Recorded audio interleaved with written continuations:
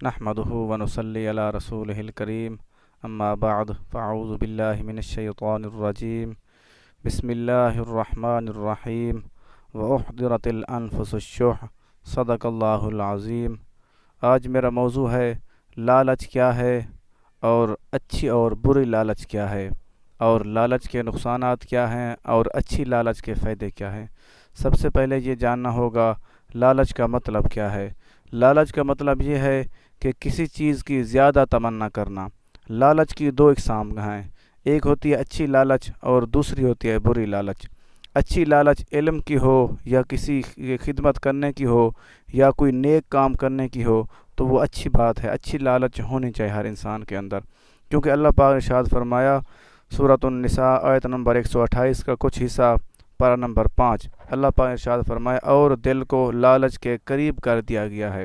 اس سے معلوم یہ ہو رہا ہے کہ لالچ ہر انسان کے اندر ہوتی ہے۔ ہم نے اس چیز پہ غور کرنا ہے کہ اچھی لالچ کو اپنانا ہے اور بری لالچ سے دور ہونا ہے، کیونکہ اللہ پاک نے دوسری جگہ پہ ارشاد فرمایا، اللہ پاک نے ارشاد فرمایا وَيُؤْثِرُونَ عَلَىٰ أَنفُسِهِمْ وَلَوْ كَانَ بِهِمْ خَصَاصَةٌ وَمَنْ يُوقَ شُحَّ نَفْسِهِ فَأُولَٰئِكَ هُمُ الْمُفْلِحُونَ۔ سورۃ الحشر آیت نمبر 9 کا کچھ حصہ پارہ نمبر 28، اللہ پاک نے ارشاد فرمایا اور وہ اپنی جانوں پر ترجیح دیتے ہیں اگرچہ انہیں خود حاجت ہو، اور جو اپنے نفس کے لالچ سے بچا لیا گیا تو وہی لوگ کامیاب ہیں۔ اللہ پاک نے ارشاد فرما دیا، واضح فرما دیا، اور جو کسی کو انسان کو اپنی ضرورت کے لیے کسی چیز کی ضرورت ہو، اپنی حاجت ہو، اگرچہ خود حاجت ہو، اور وہی لوگ اپنے نفس کو لالچ سے بچا لیا جائے وہی لوگ کامیاب ہیں۔ اللہ پاک نے ارشاد فرمایا جن کو ضرورت بھی ہو زیادہ چیز کی اور وہ قناعت تھوڑی چیز پہ راضی ہو جائیں، اللہ تعالیٰ نے فرمایا جو نفس کو لالچ سے بچا لیتے ہیں اللہ تعالیٰ ان سے محبت فرماتا ہے، بلکہ وہ لوگ کامیاب ہیں۔ ایک حدیث مبارکہ عرض کرنا چاہوں گا کہ سرکار دو عالم صلی اللہ علیہ وسلم نے ارشاد فرمایا لالچی انسان ظالم سے زیادہ دھوکے باز ہے۔ اللہ اکبر! دیکھو جو انسان لالچ کرنے والا ہو وہ ظالم سے زیادہ دھوکے باز ہے، کیونکہ وہ اس کو لالچ کے حوالے سے کسی کو کچھ بھی کر سکتا ہے، کیونکہ وہ چیز حاصل کرنے کے لیے کسی کو کوئی بھی نقصان دے سکتا ہے۔ ہمیں چاہیے کہ لالچ سے بچیں اور اپنے قناعت پہ راضی رہیں، خوش رہیں۔ قناعت کا مطلب یہ ہے کہ جو چیز ہمیں اللہ پاک نے دی ہے ہم اسی چیز پہ راضی رہیں، اللہ تعالیٰ کا شکر ادا کریں۔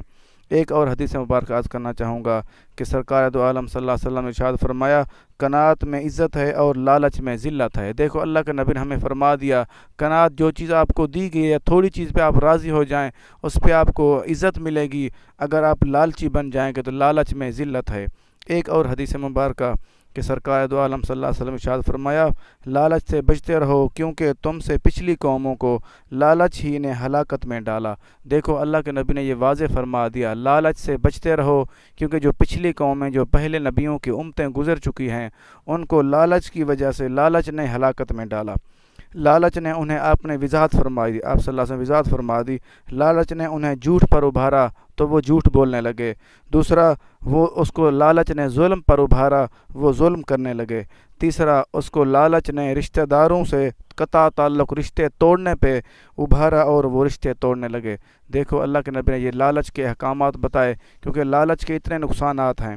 ایک اور حدیث مبارکہ کہ سرکار دو عالم صلی اللہ علیہ وسلم نے ارشاد فرمایا اگر کسی بندے کے پاس 2 وادیاں بھی ہوں سونے سے بھری ہوئی پھر بھی وہ تیسری کی تمنا ضرور کرے گا۔ انسان کے اندر اللہ کے نبی نے فرمایا لالچ اتنی زیادہ ہے، اگر کسی انسان کو 2 وادیاں سونے کی بھری ہوئی ہیں، 2 علاقے 2 وادیاں ہوں بڑی بڑی تو سونے کی بھری ہوئی ہوں پھر بھی وہ تیسری کی تمنا کرے گا، کیونکہ اللہ پاک نے فرمایا دل کو لالچ کے قریب کر دیا گیا ہے۔ انسان کی یہ صورتحال ہے، ہمیں چاہیے کہ ہم لالچ سے بچیں اور